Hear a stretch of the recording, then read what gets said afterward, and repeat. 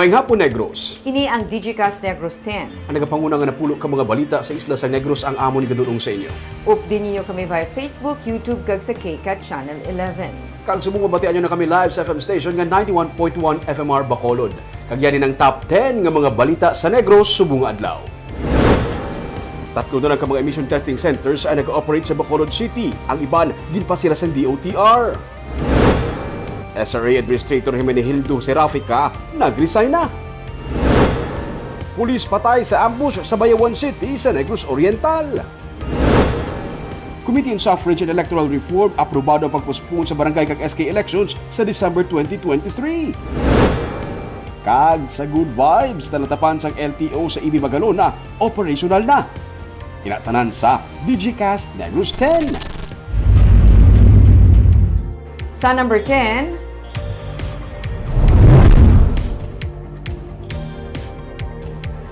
nag-resign naman sa pwesto bilang administrator sa Sugar Regulatory Administration si Hermenegildo Serafica kag ini ang ginbaton sang Malacañang. Representative naman sang sugar planters nga si Gerardo Bodi Valderrama ang nagatugyan sa iyang kaugalingon sa presidente kung anuman ang mangin desisyon sini. Sa sulat ni Executive Secretary Victor Rodriguez kay Serafica, angot sa resignation letter sini sadtong Agosto 10, nakasaad nga in behalf sa kay Presidente Marcos, ginabaton effective immediately ang resignation ni Serafica. Isa kapag pangusisa sa karon ang ginapatigayon angot sa Sugar Order No. 4 nga ginpagwa sang SRA nga suno sa Malacañang illegal. Ang SO4 ang nagatugot sang pag-import sang 300,000 metric tons sang kalamay. Damlag pa naghatag naman sang ilang resignation si Agriculture Undersecretary Leocadio Sebastian kag Miller's representative Roland Beltran. Sila ang mga signatory sa SO4. Sa press conference nga ginpatigayon Martes ang aga, ginsiling ni Valderrama nga siya ang nagsulat man sa presidente sang Lunes kung sa diin iya ginpaathag ang natabo. Suno kay Valderrama, yara siya sa disposal sa presidente kag kung luyag sini nga mag-resign siya, gilayon niya nga buhaton ini.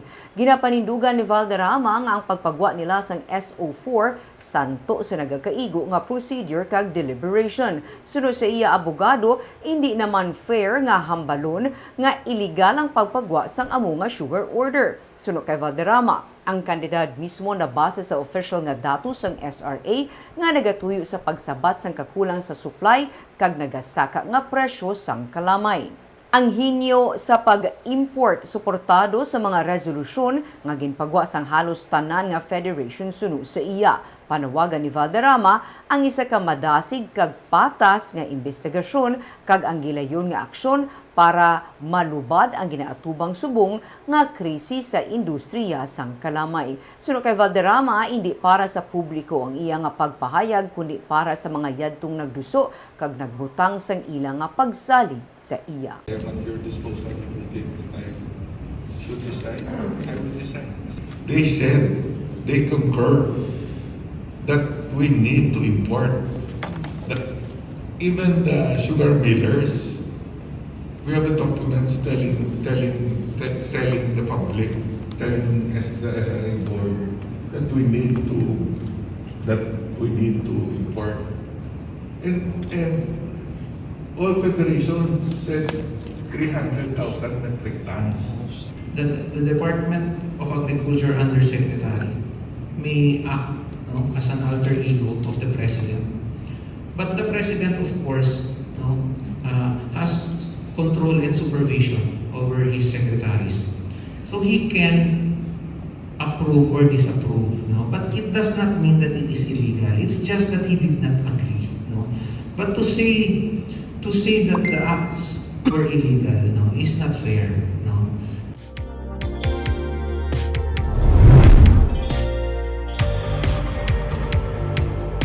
Sa number 9, sa Bacolod City, 30 ka mga balay sa higad sang Mambulok Creek Extension ang mahimo ipang demolish sa nagapadayon sa karon nga flood wall project. May masobra sa 16 million pesos ang gintanan nga pondo para sa revetment kag flood wall projects ng Department of Public Works and Highways sa Mambulok Creek Extension. Ang proyekto, ang kuntani kinalauman makapahagan-hagan sa problema sa baha, ilabi na sa downtown area.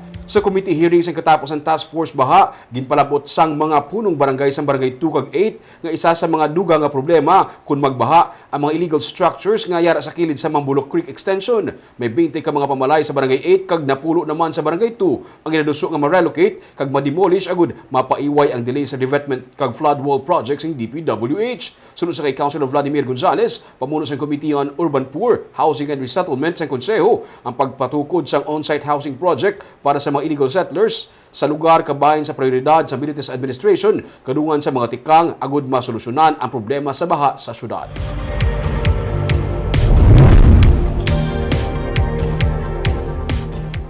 Sa number 8, pamuno sang Liga ng mga Barangay sa Bacolod ang nagapanawagan sa mga barangay officials nga tutukan ang kampanya kontra COVID-19, dengue kag monkeypox, madayon man ang piniliay o kun hindi. Sa pagsinapol sang Liga ng mga Barangay sa Bacolod, gintagaan sang atensyon ang pagpalapad sang clean-up drive hasta sa mga subdivision, agud man mapahagan-hagan ang pagsaka sang dengue cases sa syudad.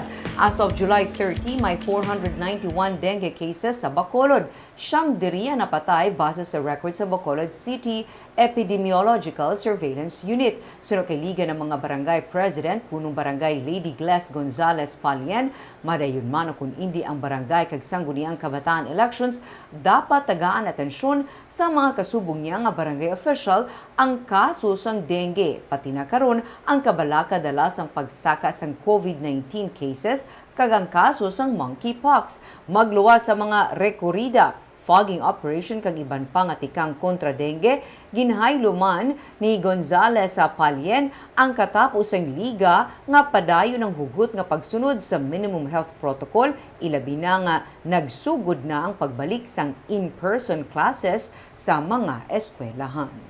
Support lang kita na kung whatever it is, but ang election will come. Siguro let us focus lang siguro sa campaign sa atong pag-ilugahon sa barangay. There are too much lagahon. Kumadayon on December, sa December pa to, we have the rising cases of dengue, and may aside sinadadamdam kita obligasyon sa ato ng mga community-based institutions, so we need to follow it. Sana ba na?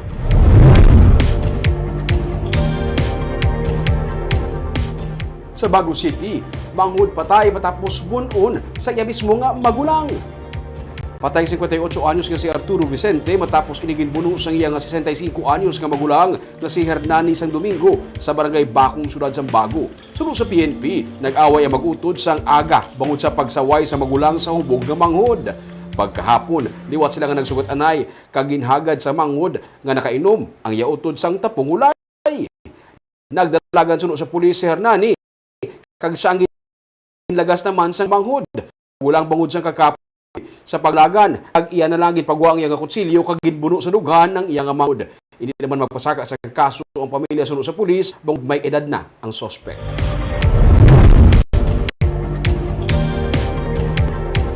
Sa number 6, ginaalegar leader sang Bugalon Drug Group arestado sa syudad sang Kabankanan. 1.4 million pesos naman sang balor sang illegal nga droga na recover sa buy-bust operation sa Bacolod.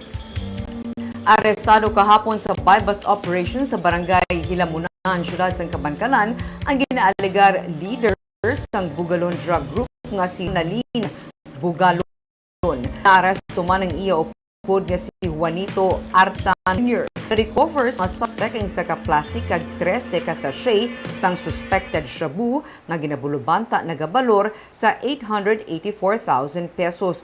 Detained sila karon kag kaso nga pagpa sa Republic Act 9165 ang ginpasaka natok sa ila. Sa milyon pesos naman liwat nga balor sang ilper sa buy-bust operation kagabi sa Drug Enforcement Unit sa Puro Kahirop, Barangay Singkang Airport.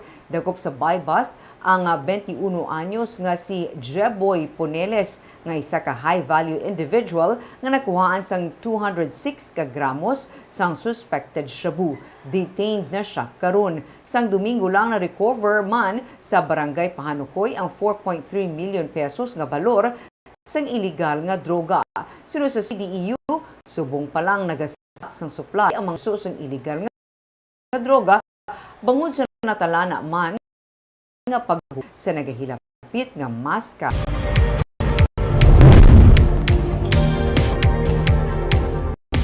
Sa number 5, isa ka pulis patay matapos ginambush sa Bayawan City sa Negros Oriental. Kinibalo pa sa karon sang PNP kun bala rebelde nga grupo sa likod pagpatay sa iya o kun may kaangtanan sa trabaho bilang isa ka pulis. Patay isa ka pulis matapos sila nga ginambush kahapon sa dalanon sa Barangay San Roque, Bayawan City, Negros Oriental. Ang napatay amo si Police Corporal Ray Ambo nga na-assign 705th Maneuver Company sa Regional Mobile Force Battalion 7 sa investigasyon sa Bayawan PNP. Si Ambo upod ang isa pagid ka pulis ang nagpatigayon sa monitoring sa area sakay sa ilang motor kag sang sila ang nag-agi sa farm to market road nga malayo sa mga pamay. Galayon na lang sila ginpaarakan sang tiro. Patay si Ambo bangod sa multiple gunshot wounds samtang wala naman maigo sang bala ang iya nga upod. Mahimo insurgency related ang motibo sa pagpaniro-suno sa pulis o kung mahimo man may kaangtanan siya trabaho sa pulis nga isa ka intel operative. Lubos naman nga ginakondenar sa Police Regional Office Central Visayas ang natabo kag ila nga ginmando ang pagpatigayon sa pursuit operation kag ang pagkilala sa mga suspetsado. Sa number 4, ginapaabot nga magdangat sa 10,000 mark ang dengue cases sa Western Visayas. Apat naman ang bag-oging report nga dengue-related deaths sa rehiyon. Sa Morbidity Week 31 kung sa July 31 to August 6, 2022 nga report, 651 ang bag-o nga dengue cases nga na-report. Humalin Enero, naglabot na sa 9,533 ang dengue cases nga na-report sa rehiyon o kung 572% nga mas mataas kung ipaangid sa kasubong nga tiun sang 2021. Ang Negros Occidental ang may pinakamadamo nga new dengue cases, 235 cases. Nagasunod naman ang Iloilo Province nga may 124 new cases, kag Antique 79 cases. Ang apat ka new dengue reported deaths ang gikan sa Iloilo Province kag Negros Occidental, tigduha. Sa kabilugan, 16 ang dengue-related deaths. Nagaisahanon sa rehiyon nga wala o kun zero dengue-related deaths. Samtang 56 ang new cases ang bakod, 8 naman ang total deaths. Padayon ng kampanya sa tagsa kay LGU para mamatukan ang dengue.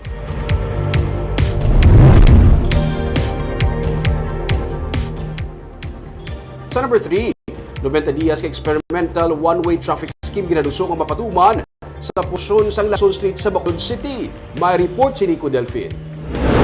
Agod nga mapahaganhagan ang paggutok sang trapiko sa Dalan Lacson, liwat nga ginaduso sa Bacolod Traffic Authority Council ang pagpatuman sang experimental one-way traffic scheme sa mga junctions sang Dalan Lacson sa sulod sang 90 days. Suno kay Police Major Junji Liba, Administrative Officer sa Bacolod Traffic Authority Office, iga-submit nila ang proposal sa konseho sang syudad agod nga matigayon ang experimental traffic scheme halin sa Cottage Road asa sa 27th Lacson Street nga antes sang Mandalagan Bridge. So initially to this sa aton nga traffic, especially ang Lacson, gin-raise dito about ang gin-propose ang aton nga tawag na one-way scheme. Like this is Lacson and then mga junction road niya like First Street up to 27th Street, no? Junction. Gin-propose na to have an experimental of 90 days nga. May ginahanda man karon nga traffic scheme ang bitaw sa area sang Lacson Street para sa nagahilapit nga Mascara Festival. Gani ginapaabot niya kung maaprubahan sang konseho, mahimo masugdan ng 90-day experimental one-way traffic pagkatapos na sang kapestahan sa Oktubre. For sure, may mga reaction man ang mga business sector sa area. But nag-agree man may araman sa represented man sila by Sir Frank Carbon, which amenable man sila. So maybe in 90 days period, let's see for what happens. Nagliligad nga tuig sa ginpatuman ng kasubong nga experimental traffic scheme sa Lacson Street. Ugaling bawod man sang reklamo sang mga motorista kag sang pila ka katapo sang business sector, wala ini matigayon nga napatuman sa syudad. Nico Delfin para sa DGCast Negros.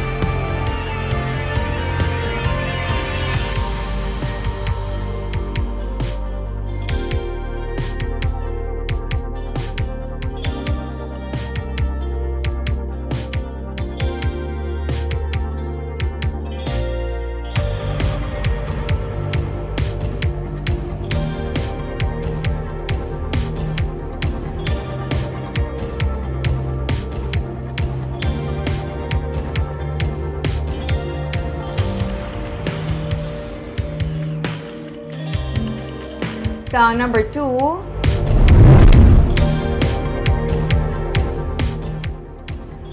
sa committee level sang Kongreso, ginaprubahan ang pagpaisol sa barangay kag SK elections sa December 2023. Ginaprubahan sang Committee on Suffrage and Electoral Reforms kaina ang pagpaisol sang SK kag barangay elections nga naka-schedule sini nga December 5 sa December 4, 2023. Sa boto nga 12-2, ginaprubahan ang ginaduso nga postponement. Damlag pa may 38 ka mga hagna o kun House Bill ang na-file sa pagduso sang pagpaisol sang barangay kag SK elections. Sanay Negros Occidental 2nd District Representative Alfredo Marañon III kag Juliet Marie Ferrer sang 4th District ang nalakip sa mga nag-file sang hagna nga nagaduso sang pagpaisol sang barangay kag SK elections. May mga hagna man nga na-file sa Senado para sa postponement sang barangay kag SK elections.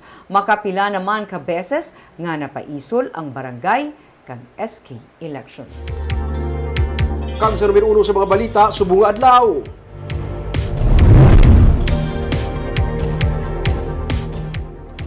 May kabudlayan sa karon ang pagpa-emisyon sa salakyan o motorsiklo. Ini bangod 3 na lang ka mga emission testing centers ang nagapabilin sa Bacolod City. Ini matapos aging pasira sang DOTR ang iban nga mga emission testing centers bangod sa mga bayulasyon. Yaring report. Diri sa May Lopez Haina Street sa Bacolod City, mahinay ang lakat sa trapiko. Magluwas sa ginakaayo ang dalan, ang isa ka lane okupado sa mga nagapila para magpa-emisyon. Pilahay halin sa mga motorsiklo pagkado sa private vehicles pati na mga bus nagapila man. Si Jano Gonzales, 8:30 sa aga, yari na diri, pero ginpabalik sa launa sang hapon kay puno na ang aga nga slot. Would like it. Oo, saan ka pa tani nagpa-emisyon? Galing kay ang yan isang kumpanya na mo no.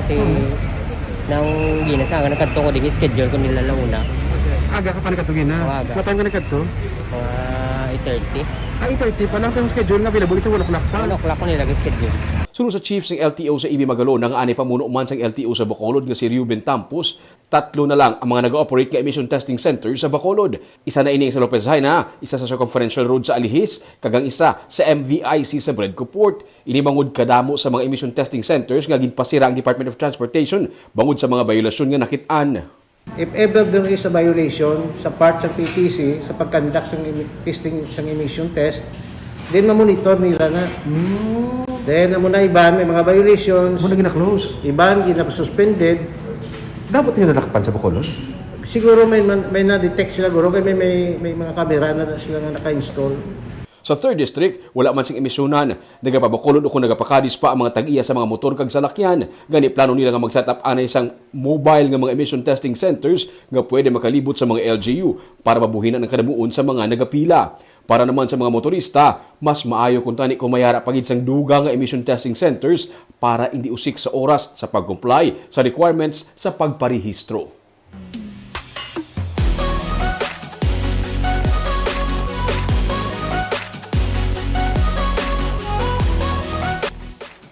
Sa Good Vibes, Land Transportation Office sa Banwas ang Ibi Magalona ang operational na. Yaring report ni Romeo Subaldo. Kahapon, nagsugod na sa pagbaton sa mga luyag magparehistro sa salakyan kag motorsiklo ang Land Transportation Office sa Banwas ang Ibi Magalona. Si Jobert Ofamen, gikan pa sa Bacolod para magbayad sa insurance ang iyang salakyan. Naghapit siya sa LTO Bacolod pero malawig na ang pilahay. Gani, diri na lang siya sa ila lugar sa Ibi Magalona, nag-process ng registration. Matawhay, wala sang pilahay, kag matugnaw pa. Nagkuha ko sa palisi sa insurance. Sa dito nagagi ko sa LTO, grabe nga tao. Pilahay? Hindi riya, riyo ka aircon nga katawhay. Anytime mo gutong ko kulit ko na. Oo. Nahamtang ini sa higad lang mismo sang main highway pagkadto sa Victoria City kung dalhin sa Bacolod. Sunod sa chief ng LTO Ibi Magalona nga si Ruben Tampos, sa subong vehicle registration pa lang ang gina-cater nila. Sa marason nga bulan, posible makabato na sila sa mga applicants para sa student's license. Kag sa katapusan sang sini nga tuig, nagalaom sila nga maka-process naman sang driver's license. Sa subong request kami sa regional office ang LF10 ang amon nga finger scanner kag signature pad para sa applicants ang student permit. Then makomplito na mag-abot ang amon license card, laser engraver. Pwede na kami ka-process new license kag renewal sa driver's license. Bisan hindi residente sa 3rd District, ang pwede makaprocess ng registration sa salakyan o kung motorsiklo diri sa Ibi Magalona. Sa karon, ang kada distrito sa Negros Occidental ang mayara na sang LTO office. Sa San Carlos sa 1st District, sa Cadiz sa 2nd District, sa Ibi Magalona sa 3rd District, sa Pontevedra sa 4th District, sa Himamayla naman sa 5th, kag sa Sipalay City sa 6th District. Ang Bacolod LTO ang mayara naman sa sub-office sa MVIC mismo sa Bredco Port. At isubong Barb nga may LTO office sa kada district, sa all 6 districts sa Negros Occidental, gina-expect na mapahagan-hagan na ang operation man o kanang panginutok sa LTO sa Bacolod. So buot silingon ning in totality 7 na ikidalang Bacolod may Bacolod na ta. May Bacolod kag Bahagan-hagan na. Isa office may LTO Bacolod sa Bredco. sa Oo. FBIC. So, di na dapat ko maging utok ang LTO Bacolod. Hopefully, Ming. Kabay pa. Kagabi itong mga balita sa Negros subong nga adlaw. Kay man sa panahon karon importante nga may ihibalo ka sa nagakatabo sa imo nga palibot. Kung dapat balanse kag eksakto ang mga impormasyon. Parahin kami nga magapangalagad sa Negrosan. Ako si Barbara Mijares. Tugtog sa buwas, ako naman si Romeo Subaldo. Mayong hapon.